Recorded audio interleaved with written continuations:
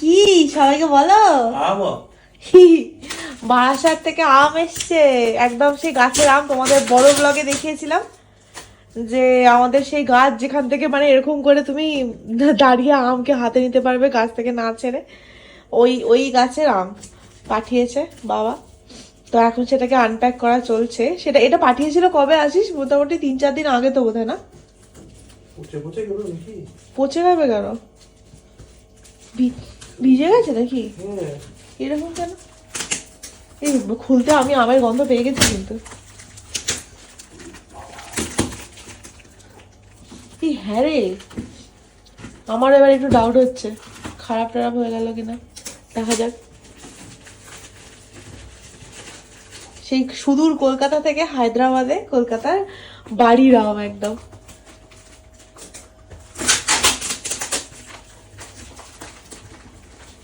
বাপরে, আলাদাই।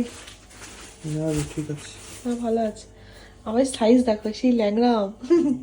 আমার মুখের থেকে বলো না না, তার আগের বারে যখন আম পাঠিয়েছিল সেই আমগুলো ওর মুখের থেকেও বড় ছিল। মানে আস্তে আস্তে একটু সাইজ কমে যাচ্ছে। ফ্রিজে রাখা যাবে না, আসিস পাকবে না তাহলে। আমগুলো একটু কাঁচা আছে। ঠিক আছে, আমগুলো ভালো আছে তো? এই দেখো, এই হচ্ছে আম। আমও বিশাল প্যাকিং হয়েছে কিন্তু। কোথায় রাখবি এবার? আচ্ছা, একবার কি মনে হয় খুলে বের করে দেখে নেওয়া উচিত ছিল সবকটা আম ভালো আছে কিনা। আমি কিন্তু একটু পচা পচা গন্ধ পাচ্ছি, তাই না বল? ও এখন আমগুলোকে বার করে করে অ্যাটলিস্ট একবার চেক করে রাখছে, যাতে ভেতরে কোনো পচা আম থাকলে কি হবে, অন্য আমগুলো খারাপ হয়ে যাবে। একটা খুব স্ট্রং গন্ধ আসছে একটুখানি এর, আমি ওই জন্যই ডাউট লাগলো। অনেক আম আছে। আমের সাইজগুলো, এটা তাও অনেক সাইজ কমে গেছে। 2 গুণ 3 গুণ মতো সাইজ ছিল বল আছিস। মানে এক একটা আম পুরো সেই পেঁপের সাইজের হতো, এখন আস্তে আস্তে সাইজটা কমে যাচ্ছে। পেটি থেকে সব আম এখানে জেপ্টোর বড় ব্যাগটার মধ্যে ট্রান্সফার করা হয়ে গেছে, এক ব্যাগ পুরো আম। তবে এটা এখনো পুরোপুরি পাকেনি, একটু পাকতে সময় লাগবে।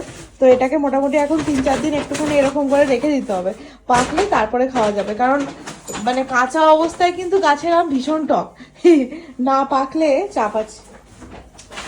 ভালো করে ওই কাগজটাও তো দিয়ে দিতে পারতিস মাথাতে, একদম পুরো চেপে চেপে। তাহলে আমরা কোথায় ভেবেছিলাম চালের ডিপের মধ্যে রেখে দেবো। আসিস একটু কার্বাইড আনলে ভালো হতো। কার্বাইড আনলে কিন্তু 1-1.5 দিনের মধ্যে পেকে যেত বল। তো বিশাল প্যাকিং, মানে এই প্যাকিংটা কিন্তু বাড়িতে করা হয়েছে, এরকম না যে ওদেরকে আম দেওয়া হয়েছিল ওরা প্যাক করে দিয়েছে, ওটা কিন্তু নয়। এই পেটি প্যাকিং সব কিন্তু বাড়িতে করা, মানে কলকাতার বাড়িতে করা। GMP certified.